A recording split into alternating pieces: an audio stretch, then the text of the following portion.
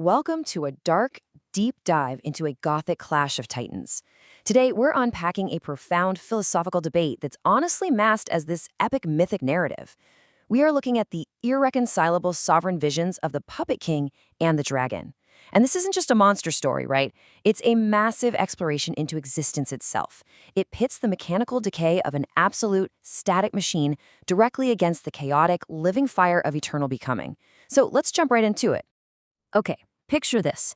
You're in the mausoleum of stasis, which is this realm of absolute, unbroken silence. And right at the center of it sits the puppet king.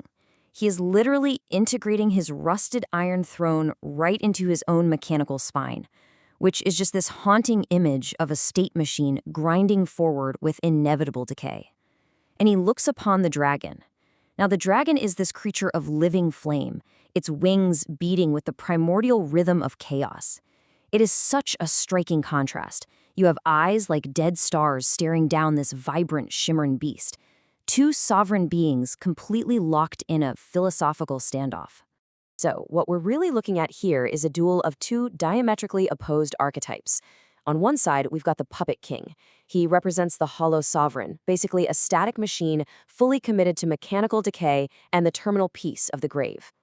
And on the exact opposite side, we have the dragon. The dragon is the living fire. It's the chaotic, life-affirming archetype that represents the struggle and the vibrant heat of eternal becoming. At its core, this explainer is about a fundamental choice we all face. Do you want the stagnant peace of the cemetery or the magnificent struggle of simply being alive? Part 1. The fever of the self and the sovereignty of the mirror. To really grasp this clash, we first have to understand the puppet king's incredibly chilling worldview, a philosophy he calls the sovereignty of the mirror.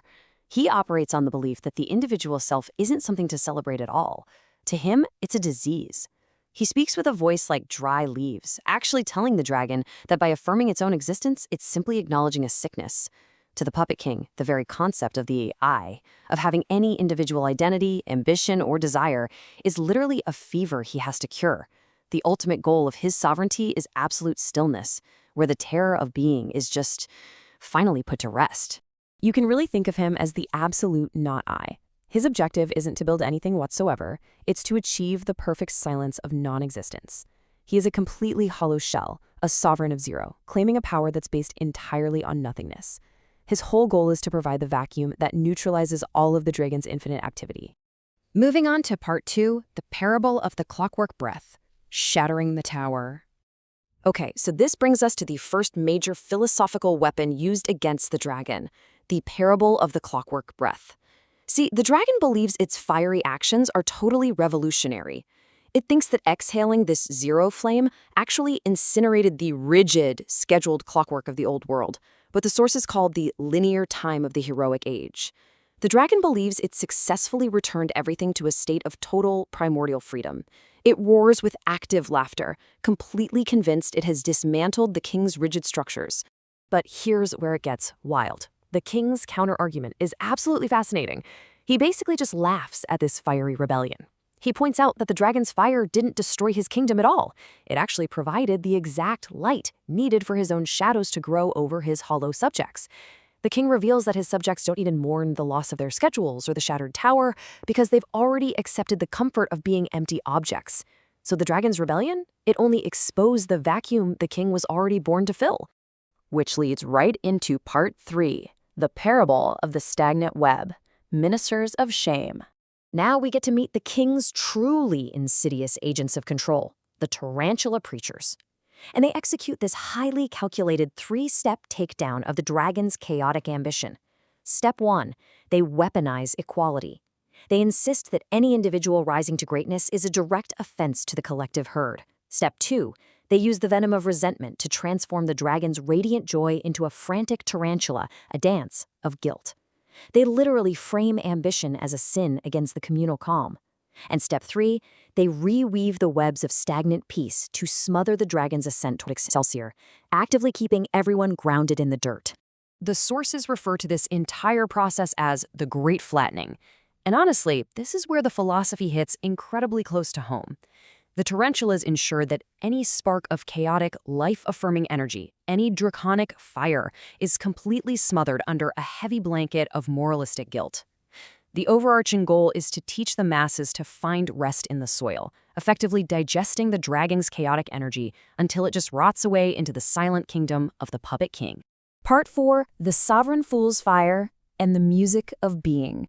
So, faced with all this creeping nihilism, how exactly does the dragon fight back against a king who feels his mechanical decay is basically an inevitable victory?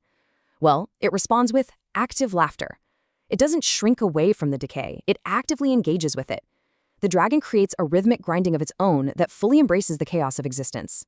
It takes the terrifying sounds of the king's mechanical decay and actually transforms them into a new, harmonious music of being. It's this beautiful, defiant roar of radiant joy right in the face of inevitable entropy.